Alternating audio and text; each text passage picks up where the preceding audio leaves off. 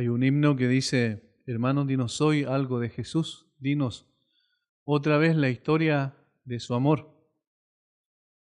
Y muchas veces nosotros hemos escuchado el Evangelio acá, en este lugar, muchas veces hemos transmitido esta maravillosa obra del Señor, ese amor extraordinario, incondicional que entregó a su Hijo para morir en lugar nuestro.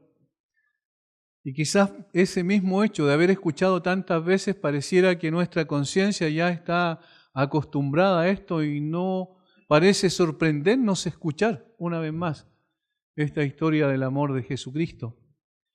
Sin embargo, necesitamos nosotros poner atención al texto bíblico y necesitamos preparar nuestro corazón, nuestra alma, nuestro espíritu, todo nuestro ser, aún nuestro cuerpo, para poder centrarnos en la cruz una vez más, centrarnos en la persona de Cristo, volver a mirarlo a Él en medio de una exhortación que el apóstol Pablo hace y que tiene que ver con algo práctico, con el ver de qué manera pueden contribuir a la unidad de la iglesia cuando le escribe a los filipenses por esa posibilidad cierta de división que hay en cada grupo humano, particularmente en la iglesia del Señor Jesucristo, por el hecho de que somos todos imperfectos y en consecuencia más de alguno, a veces sin quererlo quizás, puede contribuir a la división más que la unidad.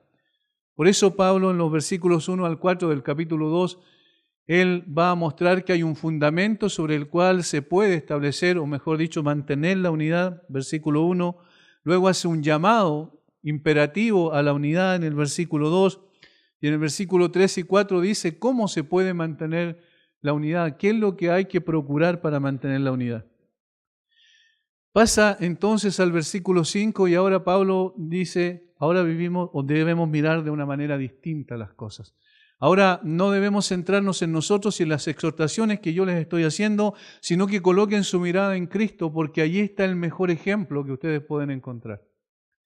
Cómo poder mantener la unidad, cómo desarrollar esas características de cada uno de los creyentes para poder de verdad mantener esa unidad y procurar la unidad de la iglesia, solamente tienen que mirar a Cristo. Ahí está el carácter perfecto, ahí está la persona perfecta, ahí está la obra perfecta.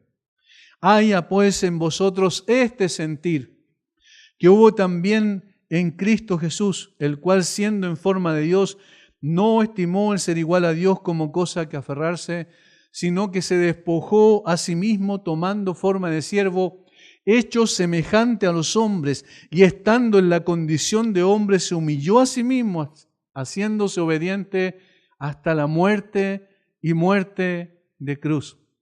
Y estando en la condición de hombre se humilló a sí mismo, haciéndose obediente hasta la muerte y muerte de cruz. En el día de hoy vivimos en una sociedad, la sociedad de los derechos le podríamos llamar, ¿verdad? Los estudiantes vociferan en las calles, tenemos derecho a una educación gratuita y de calidad. Las Naciones Unidas, por medio de la UNICEF, redactaron hace años atrás la Carta de los Derechos del Niño. Antes habían redactado la Carta de los Derechos Humanos y en los hospitales hay reglamentos sobre los derechos del paciente y así sucesivamente. No terminaríamos nunca de enlistar todos los derechos que en el día de hoy se han creado y siguen creándose todos los días.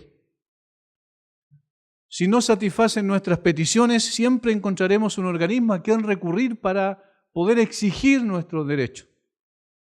Alguien enlistó los siguientes derechos humanos: derechos civiles y políticos, derecho a la vida, derecho a la integridad personal, derecho a la igualdad, derecho a la libertad, derecho al honor, a la vida privada y la información, derechos políticos, asilo, nacionalidad, migraciones, extranjería, derechos económicos, sociales, culturales, derechos en relación al empleo, derechos laborales, derechos frente a las administraciones, derechos en relación a la administración de justicia, derechos de los pueblos, etcétera, etcétera, etcétera. Podríamos seguir hablando quizás toda la noche sobre esto. Vivimos en una sociedad que siempre está exigiendo derechos, constituida por personas que creen tener todos los derechos del mundo y por eso se crean una y otra instancia con el propósito de que si alguien ve vulnerado ese derecho, incluso derechos hasta los sentimientos en el día de hoy, si te sientes de una manera y alguien pasa a llevar eso, entonces tú tienes que reclamar porque pasó a llevar un derecho humano inobjetable. Hoy todos hablan de derechos humanos, derechos de petición, de tutelas. Sin duda, todos quieren que se les haga justicia. Bien se podría usar una máxima de la economía, pero aplicarla a esto. Una que dice que los recursos son escasos y los derechos son ilimitados. Es imposible satisfacer todos los derechos que se crean cada día, prácticamente se está creando uno más. ¿Por qué es eso? ¿Cuál es la razón de fondo que hay?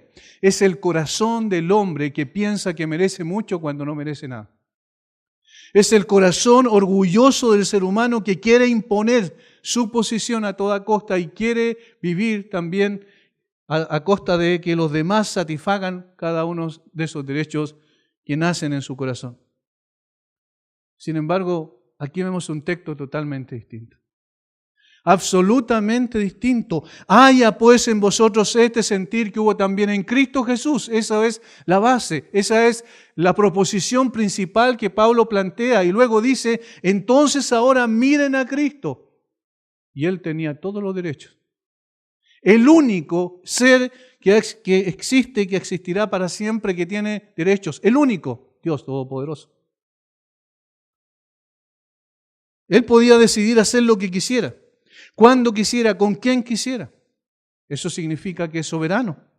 El único, el creador del universo, el único ser verdaderamente libre que por derecho propio podía imponer a todos lo que Él quisiera. El único que había. Y sin embargo aquí lo vemos en una actitud totalmente distinta. ¿Por qué se producen las divisiones en la iglesia? Porque muchas veces queremos imponer también nuestros derechos. Y cuando en realidad el cristianismo no se trata de que nosotros reclamemos nuestros derechos, sino que renunciemos a nuestros derechos. Porque aquel en el cual ha sido puesta nuestra fe, aquel que descendió del cielo siendo Dios mismo, Él tenía todos los derechos, sin embargo renunció a sus derechos. Voluntariamente, no por imposición de nadie. Lo vemos aquí en Filipenses 2 del 5 al 8, haciendo todo lo contrario a lo que nosotros los hombres hacemos. Renunciando a cada uno de sus derechos, despojándose a sí mismo para descender de su gloria a la más cruenta humillación. No porque alguien lo haya obligado a hacerlo. No porque escuchó una protesta de algunos seres humanos que él había creado y en consecuencia se sensibilizó por esa protesta y vino a buscar y a salvarlos y a sacarlos de esa condición. No. No porque Él mismo lo haya necesitado, porque Dios, en el Padre, el Hijo y el Espíritu Santo, siempre eternamente han sido felices. No se le puede añadir nada a Dios. Sin embargo, Él lo hizo simplemente porque esa fue su decisión soberana. Porque amó a quienes nunca merecieron ser amados. Porque extendió su gracia sobre personas que merecían su juicio, su ira. Solo por eso. No porque Él lo necesitara, ni porque alguien podría decir que tenía algunas características singulares que atrajeran el amor de Dios. Renunció a sus prerrogativas para alcanzar al hombre perdido. Y quiero que nos detengamos un poquito allí. Al hombre perdido. ¿Quién? Sí. El mismo hombre que en el Edén le dijo, no queremos que tú gobiernes sobre nosotros. El mismo que dio vuelta la espalda al Dios creador, al que lo había puesto en ese lugar espléndido, extraordinario, satisfaciendo todas sus necesidades. Al mismo que dijo, ¿sabes qué? Ya quiero ser libre, quiero ser autónomo, quiero tomar mis propias decisiones, quiero establecer mi propio parámetro de lo bueno y lo malo. Tú dices que esto es malo, pero yo digo que es bueno. Y yo decido, no tú. El mismo hombre que se levantó, que transgredió una y otra vez su perfecta ley. El mismo que hoy sigue odiándolo con todas sus fuerzas. El mismo hombre. Al mismo que está completamente corrompido, como dice la Escritura, y busca deliberadamente eliminar todo resquicio de Dios y su palabra en la sociedad en la cual vivimos. A ese mismo hombre. Para venir a buscar a ese hombre. Para venir y buscar y salvar, como dice el Evangelio, a este hombre pervertido y lleno de maldad. Él renunció a todos sus derechos para eso. El apóstol Pablo no podía encontrar un mejor ejemplo de humildad y condescendencia que Cristo. Ya les había indicado a los filipenses que procuraran la unidad de la iglesia como un bien supremo, que el problema de la unidad era el carácter orgulloso y egoísta, y que por tanto la cura para ello era la humildad y la condescendencia. Ya les había exhortado al respecto, pero ahora le dice, coloquen su mirada en Cristo, miren a Cristo, véanlo a Él, contemplen su rostro y no dejen de mirarlo hasta que su carácter sea transformado al carácter de Cristo.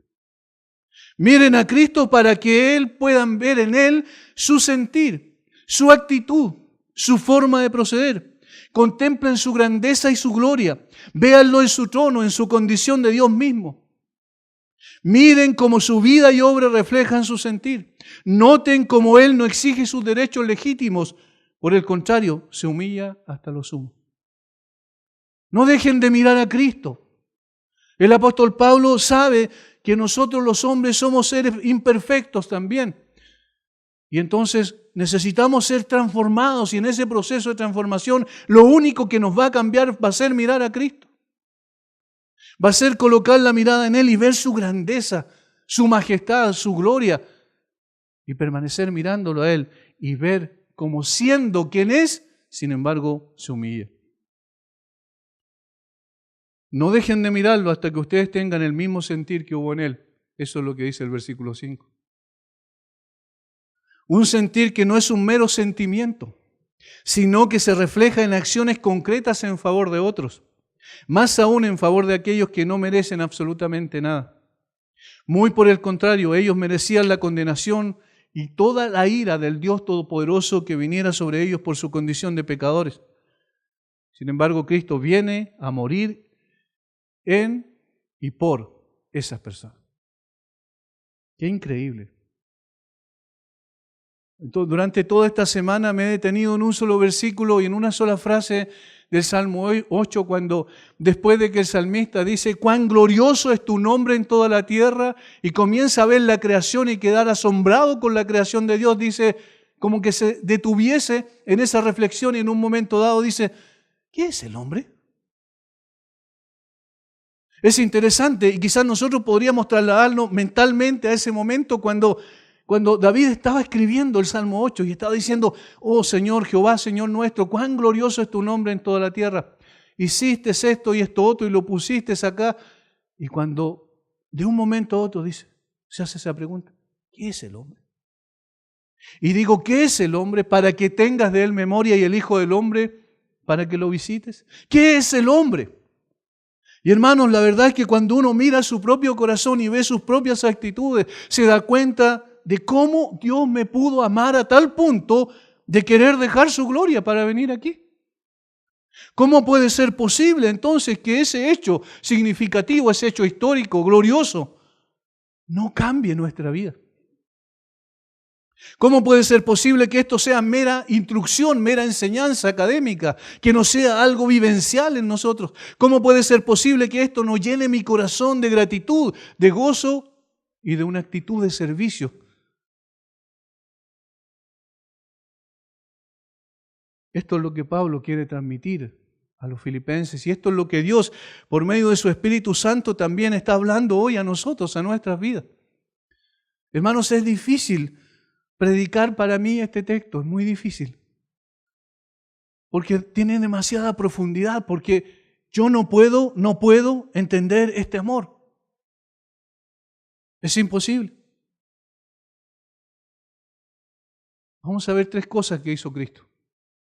Normalmente dicen que hay 7 pasos en la humillación de Cristo, pero yo quiero mencionar 3 cosas. Verlo desde el punto de vista de sus derechos, de sus prerrogativas divinas, verlo desde el punto de vista de quién Él era y quién Él llegó a ser.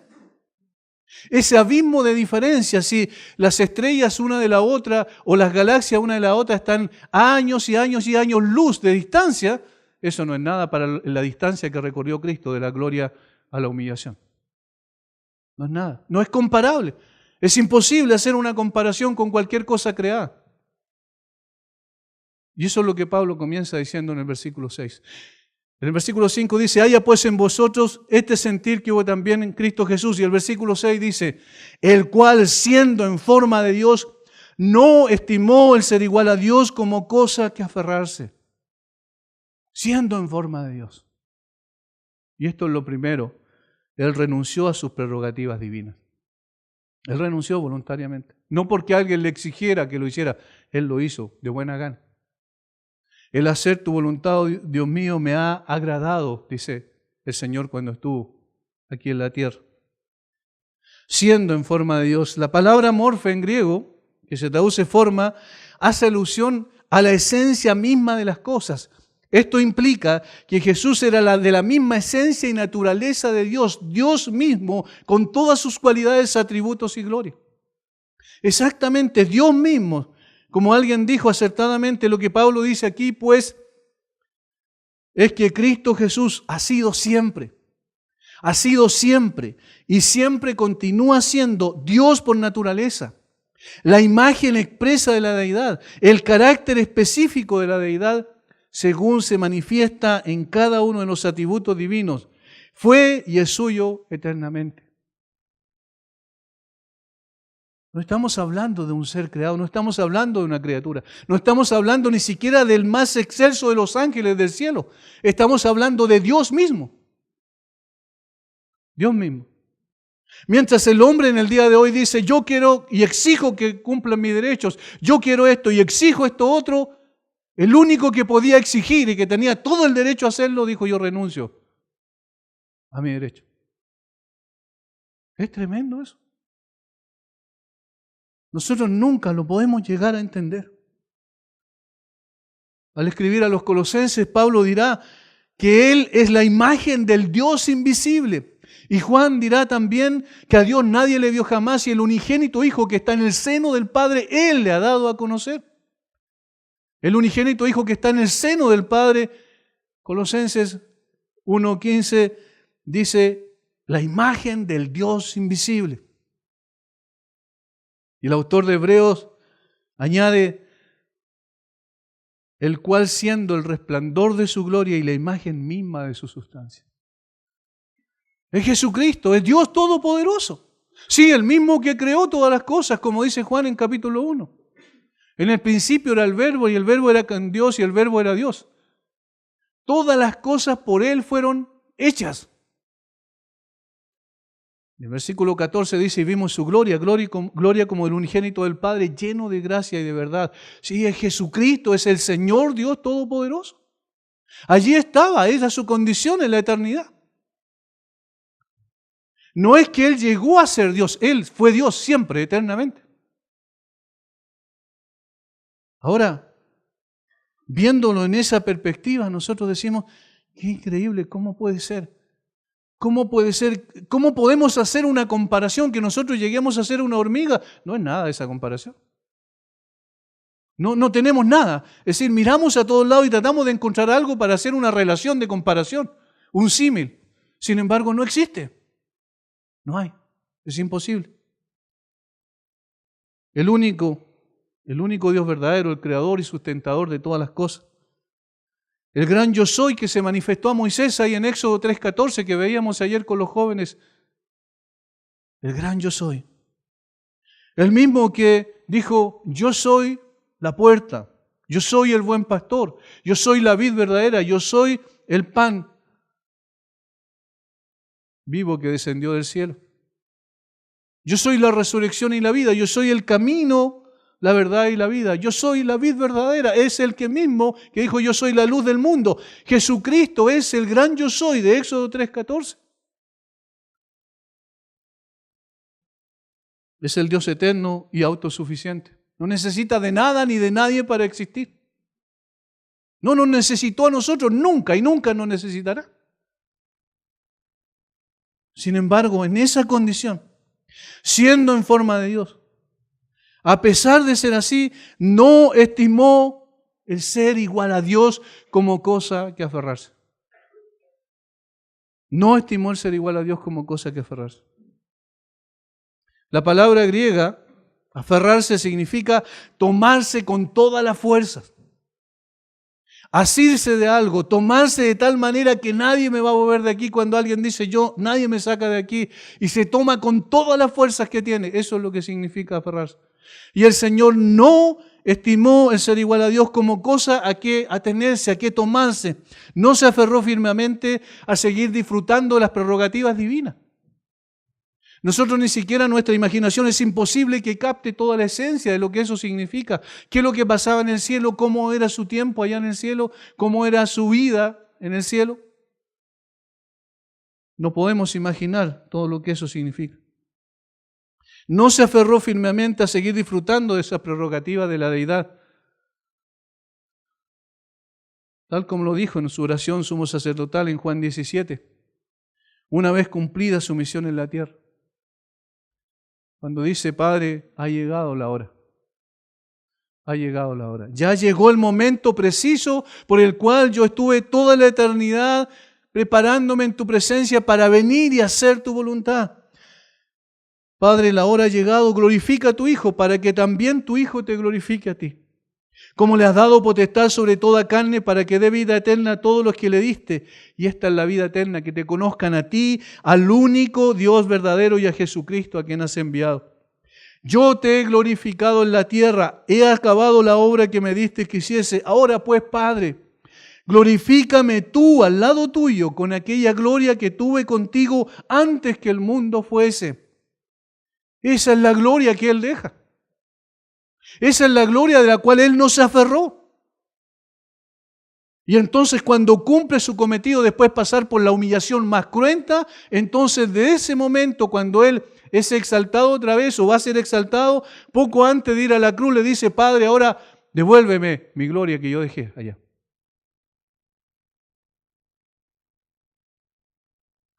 Como tal, Él tenía el derecho a hacer lo que quisiera, de elegir libremente cuanto Él deseara, seguir viviendo con todas las prerrogativas propias de su divinidad, pero no lo hizo, no exigió sus derechos. Y sin embargo, nosotros, criaturas pequeñas e insignificantes, exigimos nuestros derechos. Queremos imponer las cosas, queremos que se haga nuestra voluntad. Hermano, ¿cuáles son tus derechos? ¿Hay algo que puedas exigir por derecho propio? ¿Eres capaz de renunciar a cualquier derecho con tal de procurar la unidad de la iglesia, el avance del evangelio y la gloria de Jesucristo? Esa es la pregunta práctica. ¿Somos nosotros capaces de renunciar a cualquier derecho para que la unidad de la iglesia sea procurada, para que el avance del evangelio sea llevado a cabo y para que la gloria de Dios sea el objetivo final de cada uno de nuestras vidas y como iglesia? Él no se aferró, no se tomó, no se mantuvo allí firme, no estimó el ser igual a Dios como cosa que aferrarse, sino que se despojó a sí mismo, y eso es lo segundo. Renunció a ser servido como Dios. Renunció a ser servido como Dios. Si nosotros viviéramos en la primera parte del siglo I y hubiésemos tenido algún tipo de necesidad en la casa de algún carpintero, hubiésemos ido a una casa donde estaban María y José y le hubiésemos pedido a Jesús que hubiese hecho el trabajo en nuestra casa, hubiese reparado algo. Para nosotros hubiese sido eso, nada más que un carpintero. Lo hubiésemos visto tal cual. ¿Por qué? Porque Él renunció a ser servido como Dios. Cuando vino a esta tierra dijo en una forma muy clara, no he venido a ser servido, sino a servir. ¿Pero quién lo está diciendo? ¿Quién lo está diciendo? Nosotros lo podemos decir, quizás tragándonos nuestro orgullo. Pero Jesús, recién acabamos de decir quién es Él, el que era igual a Dios, de la misma sustancia, la misma imagen de Dios. Él lo dijo. Renunció a ser servido como Dios, se despojó a sí mismo, dice. Esa es la primera parte del versículo 7, sino que se despojó a sí mismo. Ahora debemos aclarar algo. Aquí para que no nos confundamos. La palabra aquí despojarse es keno en griego, de allí viene una teoría que se llama kenosis, que dicen que en realidad Él dejó ciertas características de su divinidad al venir a esta tierra, pero eso es imposible. Eso es imposible. No, Él siguió siendo el Dios Todopoderoso. Él siguió siendo el mismo. Lo que se despojó fue de las prerrogativas de la divinidad, de la deidad.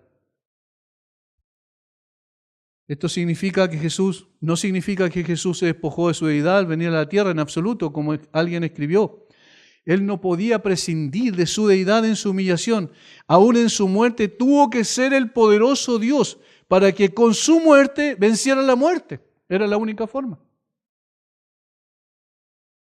Los gnósticos tenían, en una de sus ramificaciones, que era el docetismo, decían que en realidad tuvo una cierta apariencia de ser humano, pero en realidad no fue un ser humano.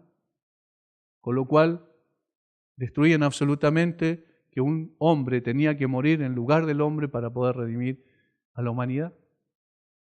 Ellos tenían otra percepción también, donde decían que en realidad Dios vino al Señor Jesucristo en el momento del bautismo y que luego se fue antes de la cruz, de tal manera que el que murió ahí en la cruz fue un hombre nada más. Pero Pablo no está diciendo eso.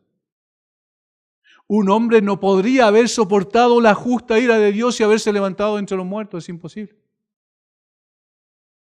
Era Dios mismo, de tal manera que aquí cuando dice que Él se despojó a sí mismo, no significa que se despojó de su deidad. Jesús renunció a su gloria celestial, a sus riquezas celestiales, a su autonomía al someterse a sí mismo al Padre voluntariamente.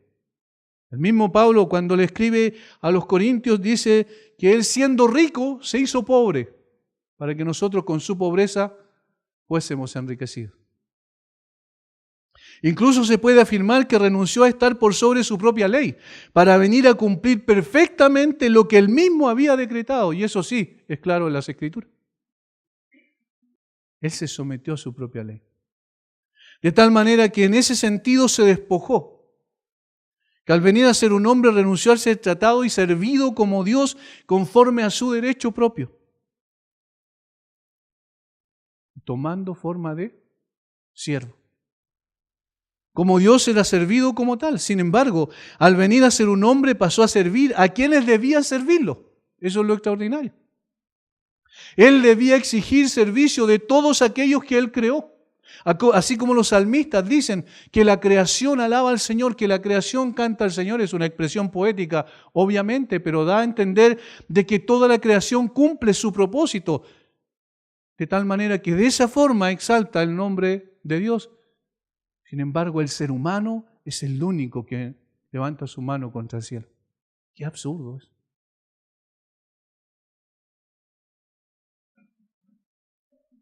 Al venir a ser un hombre pasó a servir a quienes debía servirlo, puesto que no solo fue un hombre, sino se transformó a sí mismo literalmente en un esclavo. Eso es lo que significa la palabra siervo ahí. En un esclavo. Sin derechos, absolutamente. Tomando forma de siervo marca el abismo entre lo que es en esencia el Dios Todopoderoso a ser el siervo de todos. Ya ese es un paso gigante de humillación. El que debía ser servido por todos llega ahora a servir a todos. Cuánta condescendencia, cuánta bondad hay en ese acto, cuánta humildad se requiere para eso. Podría haber decidido libremente llegar a ser un siervo como el caso de los ángeles, pero no, vino a ser un hombre. Optó por ser un hombre al servicio de todos. No solo eso, sino que renunció a ser un hombre importante. Vino a ser un hombre común y corriente. Que nació en un lugar, que alguien podía haber decidido nacer en un lugar importante, en una ciudad importante, en una cultura importante. Nació en un lugar despreciable, en una familia pobre, en una ciudad insignificante y en un pueblo insignificante. ¿Quién eran los judíos cuando vemos todo el mundo? El mismo Señor le dice en Deuteronomio que Él los escogió no por ser el pueblo más importante, sino era el más insignificante de los pueblos de la tierra. Y allí nació. De esa cultura, de ese lugar vino el Señor. Teniéndolo todo, decidió vivir sin nada propio. Nunca tuvo algo propio en la tierra. ¿Han pensado eso? El pesebre fue prestado. Fue arrendado en ese momento. Al otro día tenía que dejarlo para dar lugar a que los animales pudiesen estar allí. Él nunca fue dueño de una casa, porque cuando alguien lo quiso seguir le dijo que él no tenía dónde recostar su cabeza. Él pidió prestado un bote o un barco, podríamos decir, para ir al mar y a otras regiones a predicar. El bote en el cual él iba o el barco en el cual iba del mar de Galilea de un lugar a otro era algo que no le pertenecía. Era prestado. Él pidió prestado un asno para entrar el domingo antes de la Pascua a Jerusalén.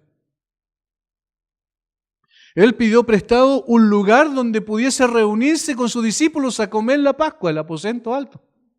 También lo pidió prestado. Cuando murió, el sepulcro fue prestado. O sea, no tenía absolutamente nada. Él dispuso a sí mismo soberanamente tomar esa determinación de venir a esta tierra a ser el último de los hombres, literalmente. El más insignificante de todos, desde el punto de vista humano. Isaías dice, le veremos más inatractivo para que le deseemos. También dice Isaías que era como raíz de tierra seca. ¿Qué atracción podía producir el Señor en él? Él no tenía una aureola como es dibujado en el día de hoy, ¿cierto? No tenía nada, todo era prestado. No tuvo ningún privilegio en esta tierra, absolutamente ninguno, hermanos. Él renunció a ser tratado como Dios. Y fue tratado como un hombre, y un hombre común y corriente, un hombre cualquiera. Hay momentos en que alguien, cuando no es bien tratado en algún lugar, dice, ¿y usted sabe con quién está hablando? Jesús podía haberle dicho a los demás, ¿saben con quién están hablando? Tenía todo el derecho. Cuando le dijo a la mujer samaritana que si le pedía, él le daría un agua de vida, que nunca más tendría la necesidad de poder de tener sed, digamos, porque satisfacería, ¿cierto?, toda su necesidad. Él estaba diciendo, aquí está el Dios Todopoderoso, pero lo dijo en una forma humilde. Al punto que la mujer pensó que Jesús estaba hablando de un pozo literal y de agua literal. Él podía haber exigido eso. No exigió absolutamente nada. Renunció a ser tratado como Dios. Como cordero, dice la Biblia. Hermanos, nosotros vivimos así. Nosotros somos así. Nosotros actuamos así. Nosotros tenemos el sentir que hubo también en Cristo Jesús.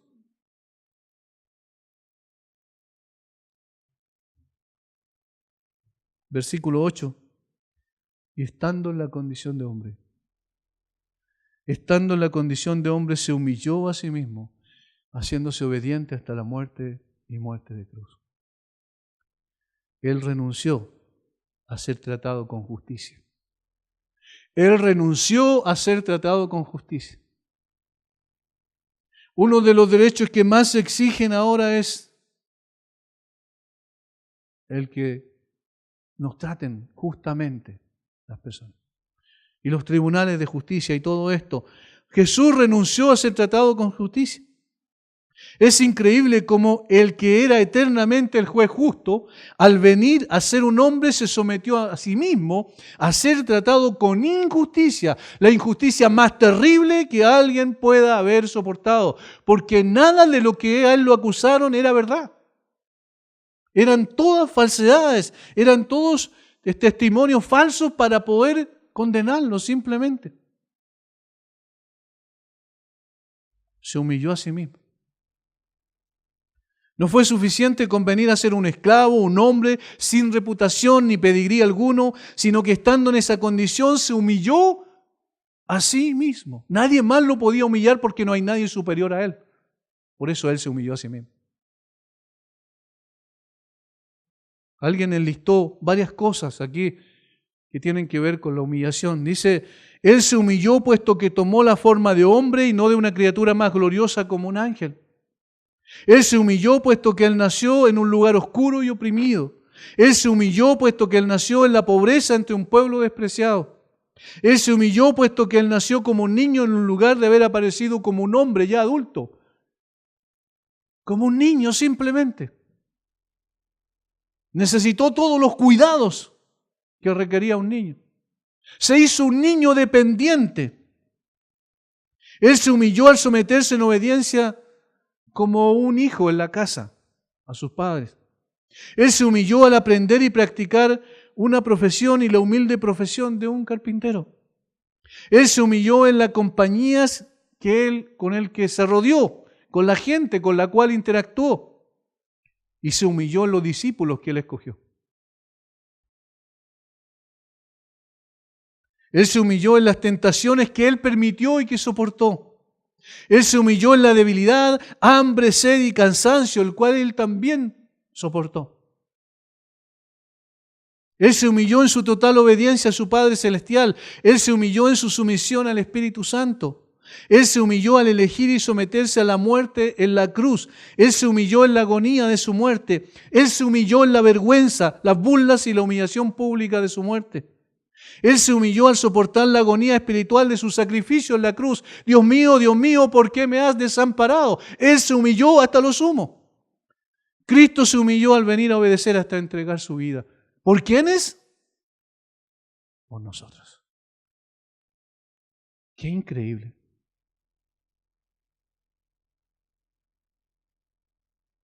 Alguien escribió, despreciado, menospreciado. Esa no era la manera de tratar a un rey, a un príncipe de paz. No pensemos que era importante, lo confundimos, pensamos que era un don nadie. La muerte en la cruz era la forma más inhumana de tratar a un hombre. Los persas se la inventaron y era la forma de morir para castigar a sus peores enemigos. Los romanos para castigar a los malhechores.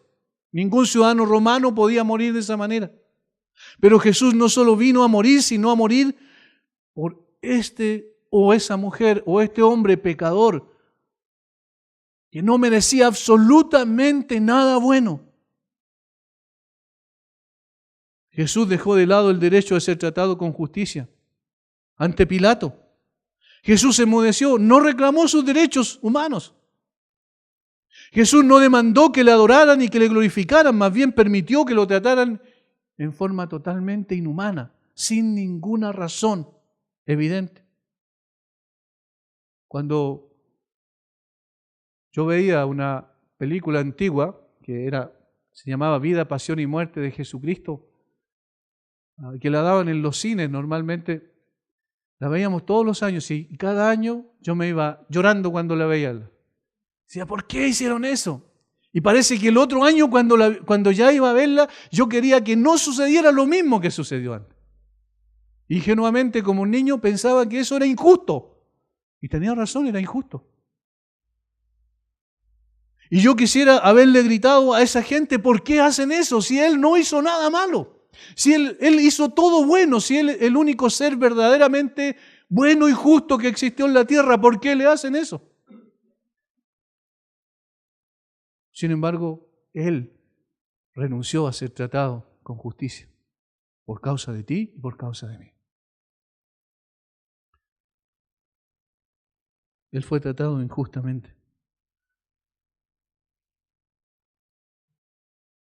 Estas son las marcas distintivas de Jesucristo.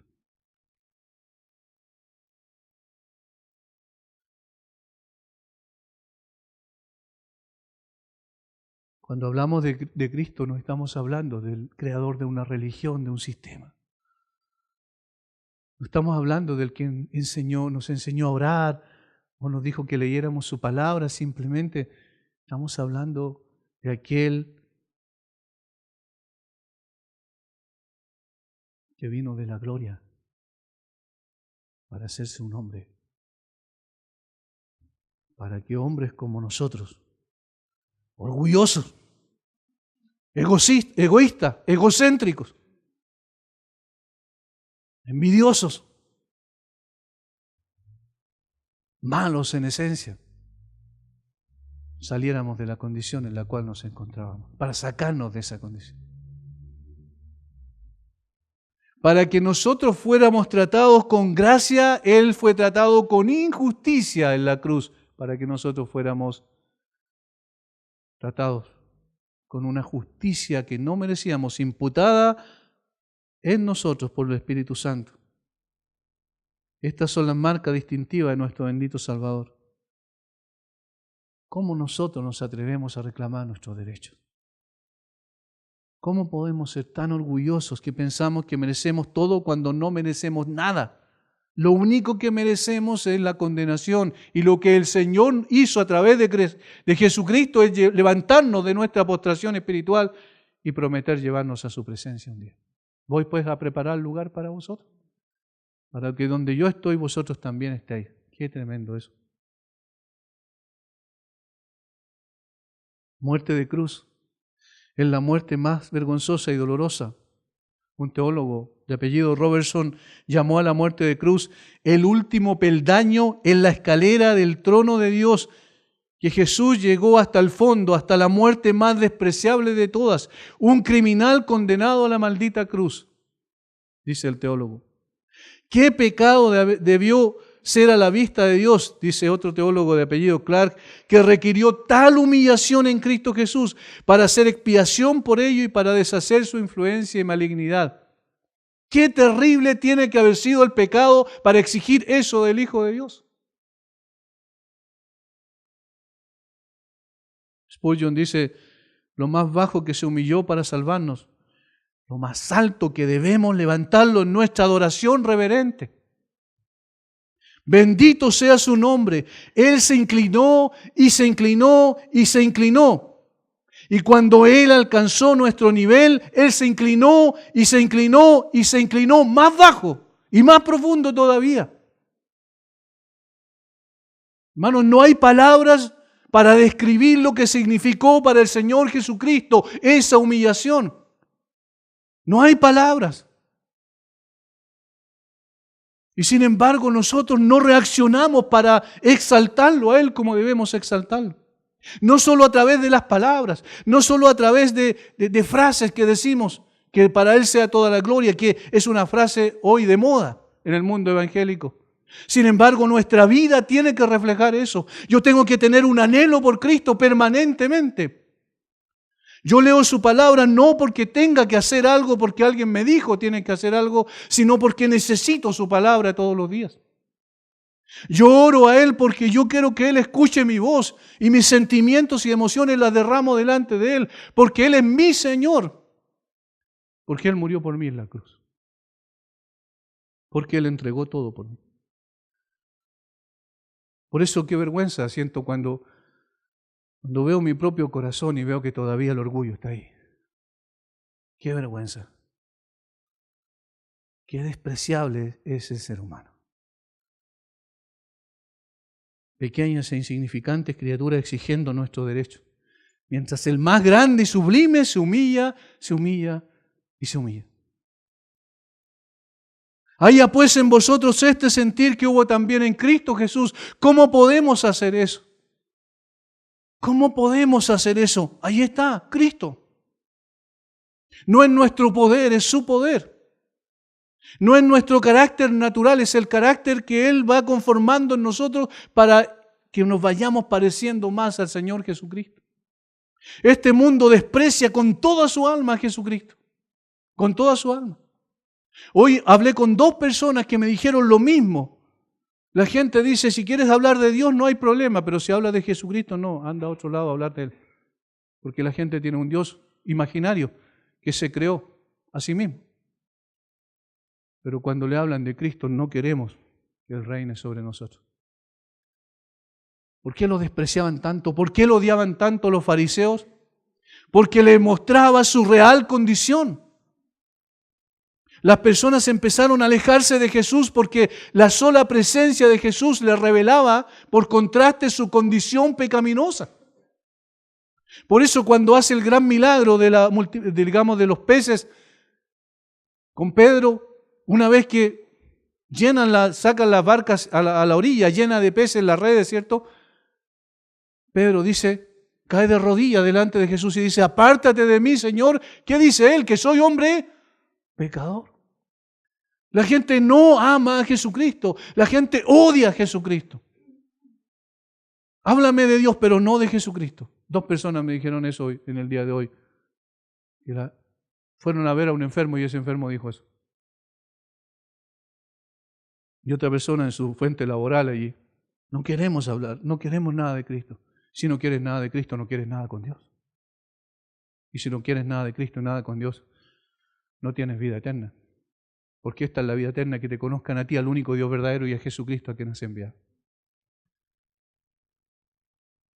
Porque Cristo es la imagen misma del Padre. Este Cristo, el mismo de estos versículos. Haya pues en vosotros este sentir. Hermanos,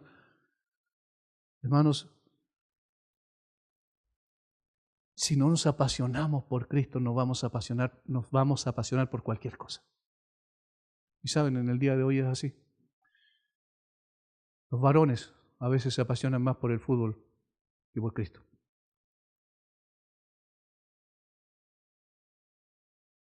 ¿No es verdad?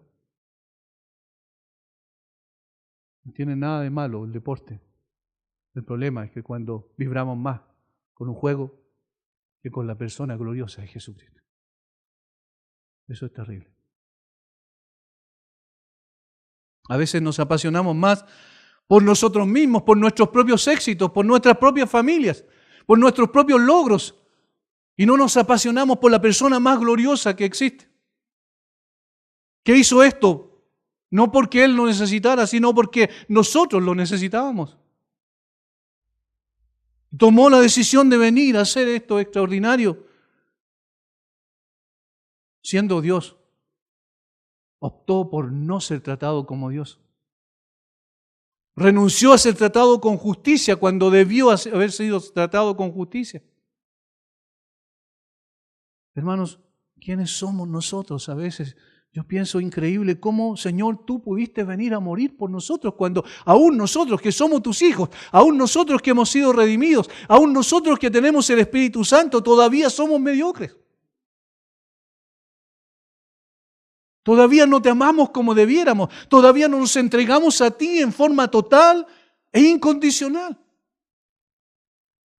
Todavía, Señor, caminamos a tropezones y tú nos sigues amando. Y qué bueno que sea así, pero al mismo tiempo esto desafía mi vida, no sé si la de ustedes. No podemos seguir siendo iguales.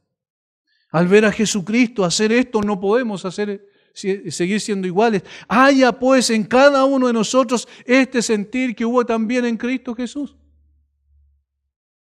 No podemos hacer lo mismo que Él hizo porque eso es inigualable. Pero sí la actitud que hay detrás de aquello. Voy a ir y voy a buscar a esa gente perdida. Voy a llevarles un día a mi propia gloria. Allá quiero que estén conmigo. Qué increíble. Él se humilla para levantarnos a nosotros. Nosotros debemos humillarnos para levantar a Jesucristo en alto. Adorarlo, servirle con todo nuestro corazón. Hermanos, la vida es corta, no sabemos cuánto más vamos a vivir. Que el resto de vida que nos queda podamos honrarle con nuestras vidas, con nuestros hechos, con la forma en que decidimos y ordenamos nuestra vida. El Señor es digno de ser adorado. Padre, gracias una vez más por Jesucristo. Es la historia de su amor la que nos convoca cada domingo. Eres tú, Señor, el centro de nuestra vida. Y eres tú el dueño de la iglesia. Y nosotros nos reunimos para eso, para adorarte, para alabarte, para exaltar tu nombre, pero queremos hacerlo también los 7 días de la semana. No queremos que sea un mero ritual, Señor, de día domingo, de fin de semana. Queremos de verdad, de corazón, que tú nos hagas hijos obedientes, sumisos, condescendientes. Que nuestra mirada esté puesta en Cristo y no la saquemos de allí hasta que seamos transformados. Padre, haz cambios en nuestros corazones, verdaderos, genuinos, Señor. No necesitamos estar tratando de mostrar que somos piadosos cuando no lo somos. Tú lo sabes eso. Tú lo sabes. Llévanos, Señor, a poder meternos en nuestro cuarto y ahí a derramar nuestro corazón, a orar, a alabarte, a adorarte, a tener comunión íntima contigo y luego salir transformados, Señor, de tu presencia, para servirte y para vivir como tú quieres que vivamos. Padre, gracias por la gran obra de Jesucristo, Señor. Siempre quedamos asombrados con ese amor incalculable, insondable. Bendice a mis hermanos y obra en el corazón de aquel que todavía, Señor, todavía no ha entendido el Evangelio de Cristo. Por favor. Lo rogamos en el nombre de Jesús. Amén.